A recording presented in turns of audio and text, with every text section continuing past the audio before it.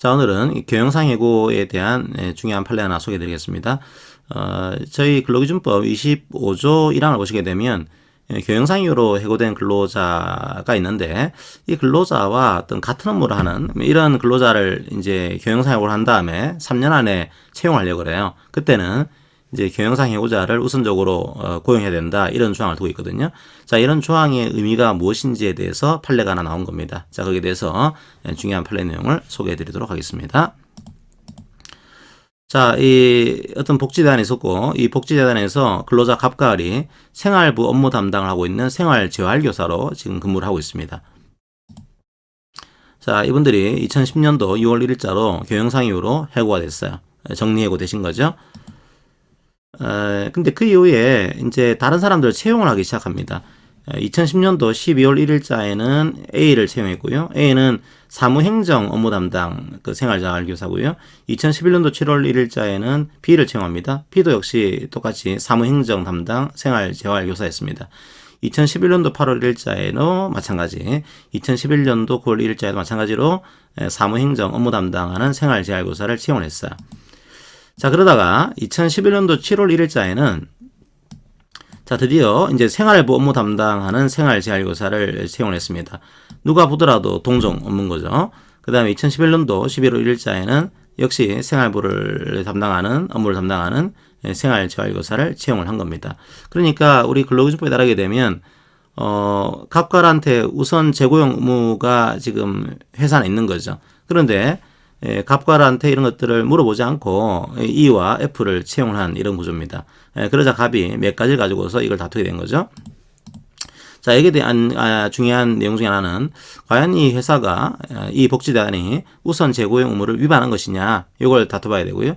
그 다음에 두 번째 문제는 우선적으로 고용해야 된다, 이렇게 되는데 이 과연 고용 의무라는 이 조항이 사업상의 권리이기도 하냐.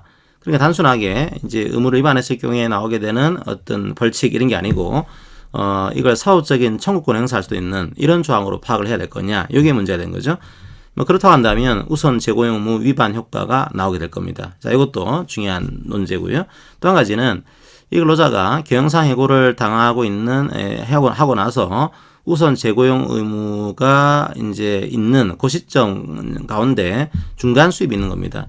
그러면 우선 재고용 의무를 지키지 않았을 경우에 이런 거죠. 우선 재고용 의무가 있는 겁니다. 이때 이 시점에 있게 되면은 이 시점부터 우선 재고용 되기까지 이 시점에 중간 수입이 있겠죠. 그러면 이 중간 수입에 대해서 나중에 이 사용자는 손해배상을 이제 지급하도록 되어 있습니다. 그러면 이 손해배상에 대한 문제, 그리고 근로자의 중간 수입이 있는 거죠. 이 중간 수입을 거기서 이제 공제할 수 있는 거냐. 자, 이게 문제가 된 뭐 그런 케이스로 정리를 하시면 되겠습니다. 자, 첫 번째로 내용을 보도록 하겠습니다. 과연 이게 우선 재고용 의무가 있는 거냐, 이거죠? 예, 25조 1항의 어떤 규정의 내용들, 그 다음에 우선 재고용에 대한 그 규정 내용이 이제 자기가 규칙 사유가 없는 거죠. 자기 잘못이 없는 거예요. 그런데 교형상 이유 때문에 해고된 근로자, 이런 근로자에게 이전 직장으로 복귀할 수 있는 기회를 보장해서 이 근로자를 보호하겠다, 이런 입법 취지가 있는 겁니다. 그러면 이 규정 내용과 입법 취지를 고려해 보면은 3년 안에 이 근로자가 했던 업무와 같은 업무를 할 근로자를 채용하려고 했다면, 만약에 해고 근로자가 반대하는 의사표시를 했어요. 나 반대입니다, 의사를 표시하거나, 혹은 이 근로자와 고용계약을 체결할 것을 기대하기 어려운 객관적인 사유가 있어요. 자, 이런 경우가 아니라면 해고 근로자를 우선적으로 고용할 의무가 있다. 자, 이게 우리 판례 시각으로 된 겁니다. 자, 이 구조를 여러분들이 좀 이해를 하시고요. 자, 그러니까 이 근로자가 반대하는 의사를 표시한 겁니다. 자, 혹은 이 근로자랑 고용계약을 체결하기 어려운 객관적인 사정이 있어요.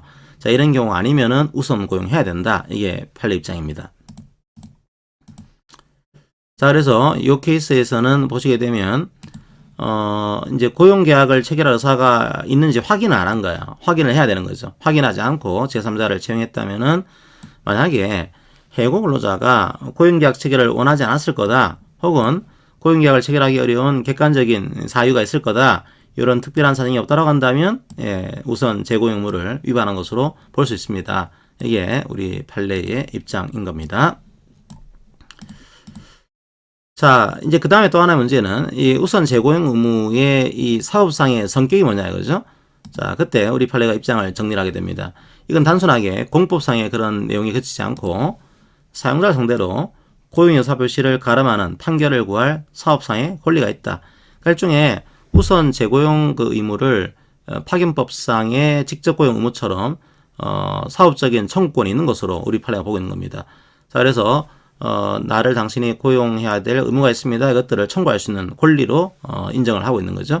그래서 이걸 가지고 만약에 이 의사를 사용자가 표시하지 않게 되면 법원에 가서 재판을 청구할 수 있는 거죠. 만약에 이 판결이 확정되면은 사용자와 해고로자 사이의 고용관계가 성립한다. 이게 우리 판례 입장입니다. 마치 이제 파견법상의 직접 고용 의무랑 아주 유사한 판례 법리를 가져가고 있는 겁니다.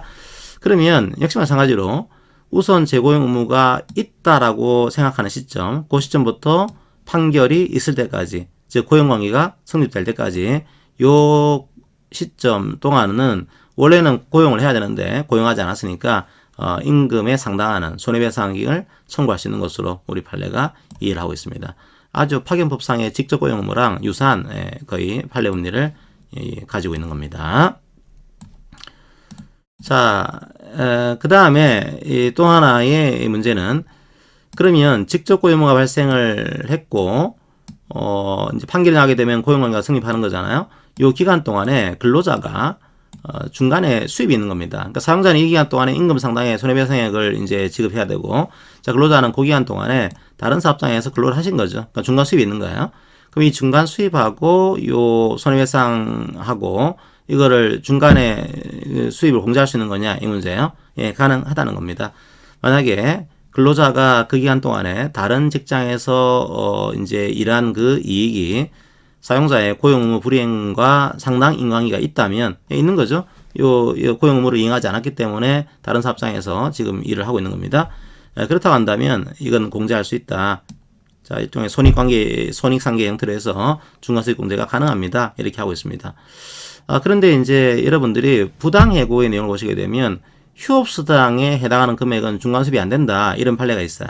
자, 하지만 그거는 다릅니다. 이 케이스는 이제 근로관계가 일단 해소가 된 거예요. 일단은 근로관계가 끝난 겁니다.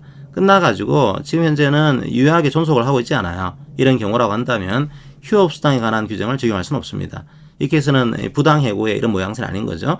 그래서 중간수입 전액이 공제가 가능하다. 이런 판례를 가지게 됩니다.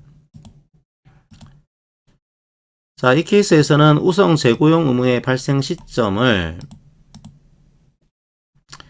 이제 이번 사실관계를 여러분들이 꼼꼼하게 보셔야 되는데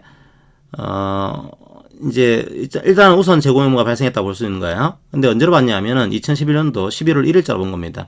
이게 뭔가 하면은 생활부 업무 담당 생활재활교사를 이제 2명을 채용한 시점이 되는 겁니다. 그러니까 지금 2명을 경영상 해고를 했잖아요. 근데 그 업무를 했던 분이랑 같은 업무를 한 근로자를 2명을 채용한 그 시점이 바로 2011년도 11월 1일자입니다.